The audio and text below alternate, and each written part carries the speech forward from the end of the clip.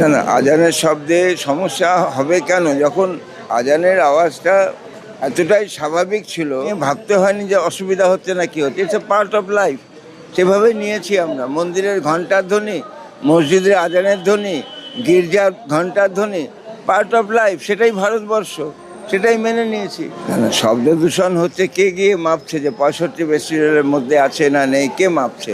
সেটা মাপো, দেখো, চেক করো। তোমার তো প্রশাসন আছে, তোমার দপ্তর আছে, সেখান থেকে দেখো। মাইক খুলে দেওয়াটা তো সমাধান নয়। কারণ সংখ্যালঘুর অধিকার, সাংবিধানিক অধিকার, তাকে হরণ করার যে কোনো অপচেষ্টাকে কংগ্রেস সবসময় রোকবার চেষ্টা করবে। সংবিধানকে আক্রমণ করা হচ্ছে, সাংবিধানিক অধিকারগুলোকে হরণ করার চেষ্টা চলছে। কাজেই রাহুল গান্ধী যে মানুষকে সতর্ক করেছিলেন যে সংবিধান রক্ষার লড়াই করতে হবে, এই সংবিধানটা দেশের মানুষকে সেকুলারিজম দিয়েছে, সকলের সমান অধিকার দিয়েছে। সেটাকে বদলে দেওয়ার যে অপচেষ্টা হচ্ছে, আজকে দুটো বিদেশি সংস্থা ইতিমধ্যে বলেছে যে ভারতবর্ষে, আমেরিকার ফ্রিডম হাউস বলেছে যেটা চলছে, ভারতবর্ষ এখন পার্শিয়ালি ফ্রি, আংশিক স্বাধীন। আর সুইডেনের ভিডেম ইনস্টিটিউট বলেছে যে ভারতবর্ষে এখন ইলেকট্রাল অটোক্রেসি চলছে। তার বিরুদ্ধে মানুষ জাগছে, তাই তো আজকে জেএনজির আন্দোলন হচ্ছে। রাহুল গান্ধীর ছাত্রকে গুঞ্জে হাজারে হাজারে লক্ষ লক্ষ ছাত্রছাত্রী একত্রিত হচ্ছে। আমি তো মুসলমানদের অবদানের উপরেই বক্তৃতা করলাম, সংখ্যালঘুদের যে স্বাধীনতা আন্দোলনে অংশগ্রহণ এবং সেই ঘটনাগুলোকেই তুলে ধরেছে, যখন হিন্দু এবং মুসলমান একসাথে আত্মদান করেছে। সে সন্ন্যাসী ফকির বিদ্রোহ, মজনু শাহ ভবানী পাঠক, অথবা ইব্রাহিম খাঁ বাসুদেব বলবন্ত ফাটকে 1876 সালে, 1916 সালে রাজা মহেন্দ্র প্রতাপ এবং বরকতুল্লাহ, 1927 সালে রামপ্রসাদ বিসমিল আশফাকুল্লাহ এবং 1946 সালের নৌবিদ্রোহে রামবাবু ভগবতী, বালকৃষ্ণ ভাস্করের সাথে মোহাম্মদ হানিফ, মোহাম্মদ জামাল, এদের রক্তদান, সবগুলো আমি একসাথে তুলে ধরে বলবার চেষ্টা করেছি। ইতিহাসকে বদলে দেওয়ার একটা অপচেষ্টা চলছে। স্বাধীনতা আন্দোলনের সূত্রপাত কিন্তু কোম্পানির শাসনের প্রায় সাথে সাথেই শুরু হয়েছিল। প্রথম আন্দোলন উত্তরবঙ্গে সন্ন্যাসী ফকির বিদ্রোহ, একসাথে ভবানী পাঠক এবং মজনু শাহ কোম্পানির বিরুদ্ধে যুদ্ধ শুরু করেছিল এবং 1800 সাল পর্যন্ত সেই যুদ্ধ অব্যাহত থাকে। 1822 সাল থেকে 1872 পর্যন্ত মালদা থেকে পেশোয়ার একটি আন্দোলন সংগঠিত হয়েছিল, ওয়াহাবি আন্দোলন, যারা শ্বেতাঙ্গ শাসনের বিরুদ্ধে মানুষকে সংগঠিত করেছিলেন। 1822 সালে আমাদের নারকেল বেরিয়াতে তিতুমির বাঁশের কেল্লা তৈরি করে লড়াই করেছিলেন। আপনারা সেই ইতিহাস হয়তো কেউ কেউ জানেন। আপনারা হয়তো জানেন যে 1857 সালের যে সিপাহী বিদ্রোহ, সেই বিদ্রোহের নেতৃত্ব যিনি দিয়েছিলেন 84 বছর বয়সে, তার নাম বাহাদুর শাহ জাফর। তাকে দেশ থেকে নির্বাসিত করা হয়েছিল, অশ্রু বিসর্জন করেননি। সন্তানের কাটা মাথা তার সামনে উপহার হিসেবে দেওয়া হয়েছিল, তখনও অশ্রু বিসর্জন করেননি। যখন শেষ নিঃশ্বাস ত্যাগ করছেন বার্মাতে, তখন বলছেন, হায় কিতনা বদনসিব জাফর, হায় কিতনা বদনসিব জাফর, দফন কে লিয়ে दो गज जमीन भी नहीं मिला कुए यार में। অর্থাৎ জাফর, তুই কত দুর্ভাগা যে তোর কবর হওয়ার জন্য, সমাধি হওয়ার জন্য নিজের দেশে 2 গজ জমিও তোকে দেওয়া হলো না। সেদিন তিনি অশ্রু বিসর্জন করেছিলেন। সেই ইতিহাসগুলোকে আমরা ভুলিয়ে দেওয়ার চেষ্টা করছি। এই ইতিহাসগুলোকে আমরা ভুলিয়ে দেওয়ার চেষ্টা করছি যে 1872 সালে 200 বছরের শাসনে একমাত্র ভাইসরয় যাকে প্রাণ হারাতে হয়েছিল স্বাধীনতা সংগ্রামীদের হাতে, যার হাতে নিহত হয়েছিলেন লর্ড মেও আন্দামানে 1872 সালের 8ই ফেব্রুয়ারি, তার নাম শের আলী। 1876 সালে মহারাষ্ট্রের বুকে যে আন্দোলন জন্ম নেয়, যে বিদ্রোহ জন্ম নেয়, বাসুদেব বলবন্ত ফাতকের নেতৃত্বে, তার সঙ্গে যিনি ছিলেন তার নাম ইব্রাহিম খাঁ রোহিলা। 1916 সালে যে প্রভিশনাল গভর্নমেন্ট তৈরি হয় আফগানিস্তানে, তার প্রেসিডেন্ট ছিলেন মহেন্দ্র প্রতাপ, প্রধানমন্ত্রী ছিলেন বরকতুল্লাহ। 1927 সালে ফায়জাবাদের জেলে আর গোরখপুরের জেলে একসাথে একই দিনে 19শে ডিসেম্বর যে দুজনের ফাঁসি হয়, একজনের নাম আশফাকুল্লাহ, একজনের নাম রামপ্রসাদ বিসমিল। রামপ্রসাদ বিসমিল শের শায়েরি করতেন। ফাঁসির আগের দিন জেলের কুঠুরিতে দেওয়ালে লিখলেন,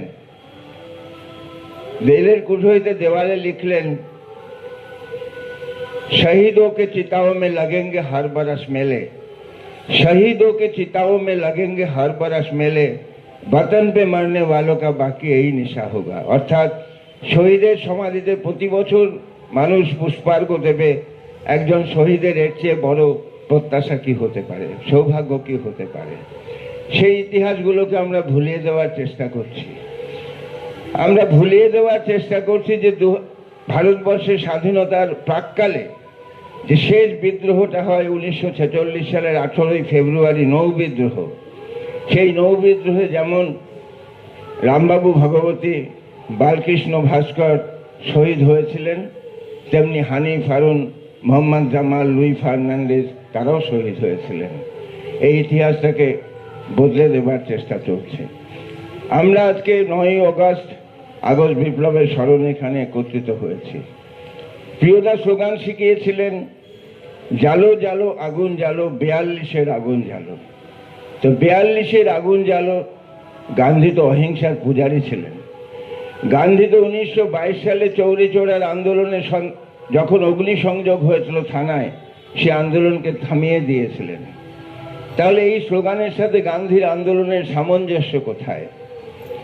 গান্ধী নিজে 1942 সালে ভারত ছাড়ো আন্দোলনে যখন ডাক দিচ্ছেন, তখন কংগ্রেসের নেতৃত্বের একটা বড় অংশ বিশ্বাস করছিলেন যে বোধহয় স্ক্রিপসের সাথে, যে স্ক্রিপ্স মিশন এসেছিল স্ট্যাফোর্ড ক্রিপসের নেতৃত্বে, তার সাথে আরেকটু আলোচনা চালিয়ে গেলে বোধহয় ভালো হতো।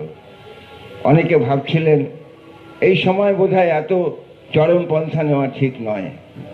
গান্ধী স্ট্যাফোর্ড ক্রিপসকে বললেন, আপনি ফিরতি বিমানে দেশে চলে যান, আপনার এই বাতিল ব্যাংকের পোস্ট ডেটেড চেকের আমাদের দরকার নেই। আর নেহেরু মৌলানা আজাদ, সর্দার প্যাটেলকে বললেন, আমি যদি ভারতবর্ষকে চিনে থাকি, if I have known the people of India and if people of India have known me, time has come for us to speak out, British quit India।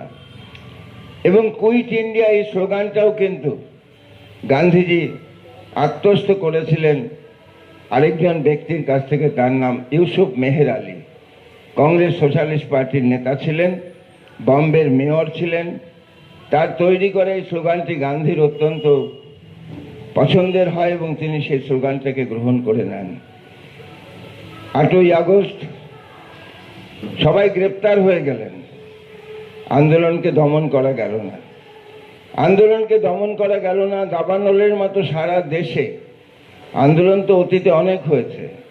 সন্ন্যাসী ফকির বিদ্রোহ হয়েছে, গারো বিদ্রোহ হয়েছে, চুয়ার বিদ্রোহ হয়েছে, সাঁওতাল বিদ্রোহ হয়েছে, ভেলোরে সিপাহী মিউটিনি হয়েছে এবং 1857 সালে ভারতের প্রথম স্বতন্ত্রতা সংগ্রাম সংগঠিত হয়েছে। কিন্তু এত বড় দেশে সম্পূর্ণভাবে শাসন ক্ষমতাকে নড়িয়ে দেওয়ার মতো আন্দোলন গড়ে উঠতে সময় নিয়েছে। গান্ধীজি জানতেন ধাপে ধাপে সেই পর্যায়ে আসতে হবে। গান্ধীজির কাছে ট্রুথ ছিল matter of faith, non violence ছিল ম্যাটার অফ স্ট্র্যাটেজি। 1921 সালে যখন সিআর দাসের বাড়িতে বিপ্লবীদের সাথে তার মিটিং হচ্ছে, সভা হচ্ছে, গান্ধীজি বললেন, ভারতবর্ষের যদি সেই অর্থ সামর্থ্য শক্তি থাকতো আমি হাতিয়ার নিতে বলতাম, হাতিয়ারের লড়াইয়ে ভারত জিততে পারবে না, তাই অহিংসাই আমাদের অস্ত্র। তার সবচেয়ে বড় সাফল্য দেশের দুটি দুর্বলতাকে দুটি শক্তিতে পরিণত করেছিলেন। দেশের মানুষ খেতে পেত না, অনাহারে থাকতো। অনশন একটা হাতিয়ার হলো। দেশের অর্থ নেই, দারিদ্র্যের শিকার, অহিংসা একটা হাতিয়ার হলো। কিন্তু যখন 42 তখন গান্ধীজি বলছেন লুই ফিশারকে, আমি এখন আর আগের মতো করে দেখছি না, আগের মতো করে অর্থাৎ চৌরি চোরার মতো করে দেখছি না। দেশের মানুষ যে কোনো মূল্যে স্বাধীনতা চাইছে, তাই এবারের স্লোগান করেঙ্গে ইয়া মরেঙ্গে, ডু অর ডাই। এবং 4টে জায়গায় সমান্তরাল সরকার গঠিত হলো। তমলুকে অজয় মুখার্জি, সুশীল ধারা, সতীশ সামন্তর নেতৃত্বে 4 মাস সে সরকার অব্যাহত ছিল। সাতারাতে ক্রান্তি নানা পাটিলের নেতৃত্বে যে সরকার 1950 সাল পর্যন্ত তার কাজ চালিয়ে গেছে। বালিয়াতে চিতু পান্ডের নেতৃত্বে, যাকে পণ্ডিত নেহেরু বালিয়ার বাঘ বলে সম্বোধন করেছিলেন, উড়িষ্যার তালচেরে ছাত্র যুবদের নেতৃত্ব সমান্তরাল সরকার গড়ে উঠেছিল। যেটা বুঝবার, যেটা মনে করবার, অনুধাবন করবার, ফেসবুক ছিল না, হোয়াটসঅ্যাপ ছিল না, ইনস্টাগ্রাম ছিল না, এমনকি তেমন ভাবে যোগাযোগের তেমন সুযোগও ছিল না। কিন্তু একসাথে 42-এ দেশের এক কোনায় তমলুক, এক জায়গায় সাতারা, পূর্ব প্রান্তে তমলুক, পশ্চিম প্রান্তে সাতারা, মধ্য ভারতে বালিয়া এবং পূর্ব ভারতে তালচের, একসাথে 4টে জায়গায় সমান্তরাল সরকার গড়ে উঠেছে। নেহেরু বলতেন গান্ধীকে দেখিয়ে যে এই মানুষটাই দেশটাকে চেনে, আমরা কেউ চিনি না, ইনিই চেনেন।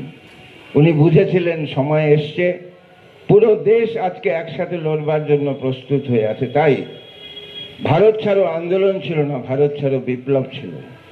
ভারত ছাড়ো বিপ্লব ছিল বলেই 4000 মানুষ শহীদ হয়েছে, 4500 মানুষ আহত হয়েছে, 2 বছরে 1.5 লক্ষ মানুষ কারারুদ্ধ হয়েছে, আর 63 জন শাসক কুলের মানুষও নিহত হয়েছে। এবং সংখ্যার হিসেবে আমরা যদি দেখি, পৃথিবীর কোন দেশের বিপ্লবেই হয়তো এত মানুষের আত্মদান, এত মানুষের গ্রেপ্তার, এত মানুষের অংশগ্রহণ বোধহয় নজিরবিহীন মনে হবে। তাই সেই অর্থে ভারত ছাড়ো আন্দোলন নয়, বিপ্লব, এবং সেই বিপ্লব 47-এ স্বাধীনতাকে ত্বরান্বিত করেছিল। আমি আপনাদের সামনে